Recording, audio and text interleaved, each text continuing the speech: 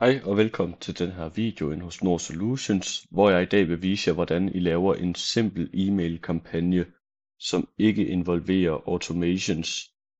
Det kommer jeg til at lave en video mere om, hvordan I kan lave en lidt mere avanceret e-mail-kampagne, som også involverer automations. Men i den her, der holder vi det simpelt. Så lad os sige, at I har den her leadliste, som jeg viste jer, hvordan I importerede sidste gang. Det er med håndværkere. Det kan I se heroppe i smarte lister. Så går vi ind under håndværkere, hvis vi gerne vil sende en e-mail til alle håndværkere. Der skal man godt nok være opmærksom på, at de ikke har reklamebeskyttelse slået til, og det er som regel ikke en god idé bare at sende e-mails til cold leads, man aldrig har snakket med før. Det skal gerne være inbound leads eller folk, man allerede har en form for kontakt til. Men lad os sige, at alle de her håndværkere her, det var folk, I allerede havde kontakt til, eller det var inbound leads. Så det I gør, det er, at I trykker heroppe ved name, og trykker vælg alle. Nu har vi ligesom markeret alle håndværkerne. Så går vi herop på e-mail. Trykker OK fortsæt. Her for e-mail-skabelon, det viser jeg lige om lidt, hvordan I laver sådan en. En e-mail-skabelon, den bruges oftest, hvis I sender en e-mail, som skal ligne noget fra et reklamebureau, eller I har nok fået e-mails fra rigtig mange forskellige firmaer, når I har skrevet op til deres nyhedsbrev. Så er det sådan rigtig fint sat op med forskellige spalter og design og billeder og alt muligt. Nu vil jeg vise jer, hvordan I laver en e-mail, der bare ser ud som om, at det kommer fra et helt normalt menneske, der bare skriver til jer. Så her i franavn, der skriver I selvfølgelig enten jeres eget navn eller jeres agencys navn. Og som I nok ved, så på den her testkonto her, så kører jeg bare med MyMeet. Det var også det, jeg købte af domæne. Og fra e-mail, der skriver jeg bare kontakt@mymeet.dk, for det har vi også sat op i domænevideoen.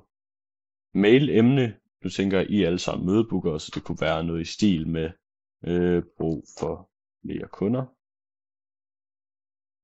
Det kan I selvfølgelig gøre fuldstændig som I vil. Hernede i selve den her, der er det der, man skriver sin e-mail-tekst. Så der vil man som regel starte ud med hej, og så kan man trykke op på Custom Values. Så vælger I kontakt, og så kan I enten tage jeres leads fornavn, efternavn, fuldnavn, eller deres firmanavn. Det er lidt op til jer. Nu tager jeg bare firmanavn.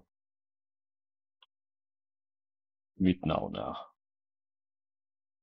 Oscar, og jeg er mødebooker.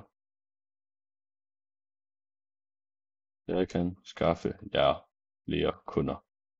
Det skal I selvfølgelig ikke skrive. Skriv noget meget mere detaljeret, noget personligt. Det er egentlig bare et eksempel, det her. Når I har gjort det, så kan I enten trykke på send alt på én gang. Det betyder, at I sender alle jeres mails lige nu og her på én gang. Det er ikke en særlig god idé, hvis I har rigtig mange. Nu har jeg jo 2.500 her, så det vil jeg ikke gøre. Hvis I kun havde 500 eller deromkring, så vil man godt kunne gøre det. Og det er både fordi, at det overbelaster nemt serverne, der sender de e-mails her, hvis I sender for mange på én gang, og det kan skade jeres e-mail score, så det gør, at jeres e-mails ikke kommer frem. Og det kan også gøre sådan, at hvis I sender til 2.500 mennesker, og I får skrevet en rigtig god e-mail, og der er rigtig mange, der svarer, så bliver det rigtig svært at følge med i at svare dem alle sammen tilbage på én gang, hvis I sender det hele. Derfor der vil jeg enten anbefale at køre alt i send alt til planlagt tid, eller send i dryptilstand. Planlagt tid, det er egentlig det samme som send alt på én gang. Der er det bare, du vælger et tidspunkt kl. 8 om morgenen en dag, og så sender den det hele. Den jeg bedst kan lide, det er den her, der hedder send i dryptilstand. Handling, der skriver I bare send mails, eller hvad I nu vil. Det er der ikke nogen, der kan se. Det er bare jer, der bestemmer det. Start på. Der kan vi vælge, at den skal starte på mandag kl. 8 om morgenen. Sådan der. Batch mængde, det er hvor mange den skal sende af gangen. Så jeg vil gerne have den til at sende 250 e-mails af gangen. Og det skal den gøre hver anden time.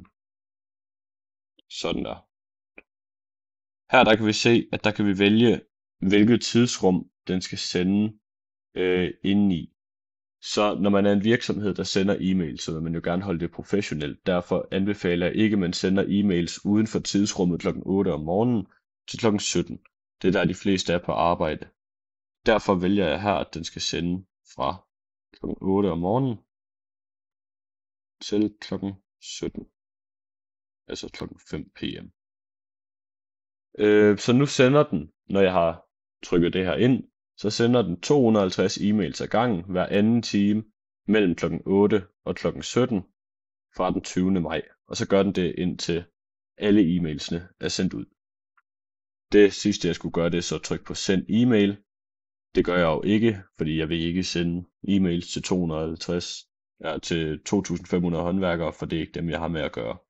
Tryk bare på afbestil. Så vil jeg lige vise jer, hvordan I ellers kan lave e-mail-kampagner. Det her det var jo den simple vej. Hvis I gerne vil lave noget mere komplekst, så kan I trykke ned under marketing. Heroppe der kan I se, at der er den, der hedder e-mail-kampagner og e-mail-skabeloner. Jeg vil lige gå herover og vise jer først. Den her op, den hedder e-mail-skabeloner uddrag. Det er, hvis I gerne vil lave en skabelon, som ser menneskelig ud, som om at det er et normalt menneske, der har siddet og skrevet en personlig e-mail. Der laver I det herinde. Det kan I enten gøre til sms'er eller til e-mails. Så trykker I bare på add, kalder den noget. Lad os bare kalde den 1.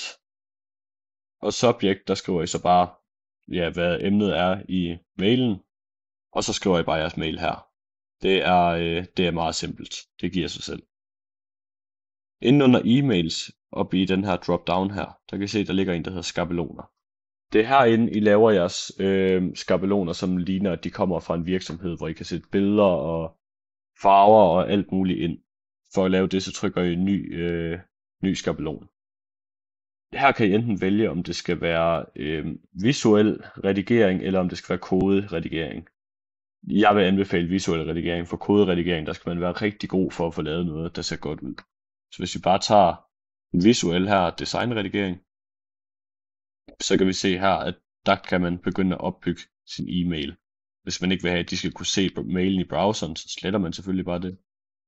Så kan man skrive en overskrift og tilføje flere punkter. For at tilføje et punkt på jeres e-mail her, der trykker I op på plusset. Og så kan I sætte noget ind som tekst. Det kan I bare trække ind. Kommer jeg godt nok til at sætte det heroppe.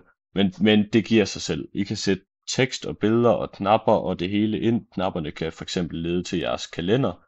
Så I laver en, der hedder, hej, mit navn er det her, jeg er mødebooker. Giv dem en god detaljeret salgsbeskrivelse. Og så en knap til jeres kalender, så de kan booke ind på et møde. Det giver sig selv, det kan I lege lidt rundt med. Nu prøver jeg at gå tilbage her, uden at gemme den her. Og så går jeg op under e-mail-kampagner. Herinde der kan man også lave en e-mail-kampagne, ligesom man kunne under kontakter. Herinde der er der bare lidt mere kontrol, og man kan se nogle statistikker på den. Så for at lave det, så vil jeg trykke på opret kampagne, og så vil jeg trykke på blank, hvis ikke jeg allerede har en skabelon. Hvis jeg har en skabelon, kan I bruge den, I havde fra før, I lige har lavet. Jeg gemte ikke den, så der trykker jeg på blank og går i gang. Så kommer I ind på det samme skabelon tool, jeg viste jer lige før. Så lad os bare lige hurtigt skrive hej her. Og så trykker jeg send eller planlæg.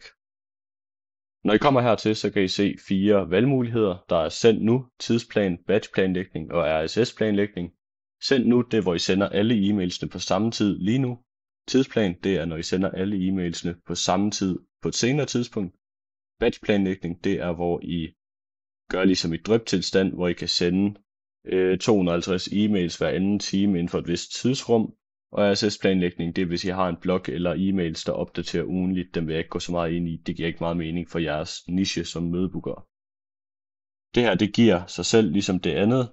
For det meste, her vælger I, hvornår den starter, hvor mange den skal sende ad gangen, hvilke dage den skal sende på, hvilket tidsrum den sender i, hvilken e-mail den sender fra, hvilket navn den sender fra, emnet, og så også, hvis den skal have sådan en undertitel hos jeres modtagere. Hernede i kontakter, der kan I vælge, om I tager dem fra jeres, hvis I har en liste, ligesom jeg viste jer, hvordan I lavede med håndværkere, så kan I sende den til smartliste, eller så kan I manuelt vælge kontakter, eller tage det ud fra tags. Vi tog jo også og satte et tag på alle vores håndværkere, der hed håndværker, Så der kan man tilføje tagget håndværker. Og her der vælger vi selvfølgelig kun send til folk, der har tagget håndværker. Og så kan I trykke planlæg, når I har sat de her settings. Det er meget simpelt. Det er sådan, man laver en e-mail kampagne inde i Nord Solutions. Hvis I skal lave en SMS marketing kampagne, så er det inde under det samme. Det er egentlig bare kontakter, og så trykker I på send sms i stedet for. Fuldstændig samme princip som med e-mailsene. Så det var egentlig bare det, jeg havde for den her video. Jeg håber, I kunne følge med, og som altid, hvis I har et spørgsmål eller et problem, så kan I skrive til supporten. Held og lykke med det derude. Jeg håber, I kunne følge med.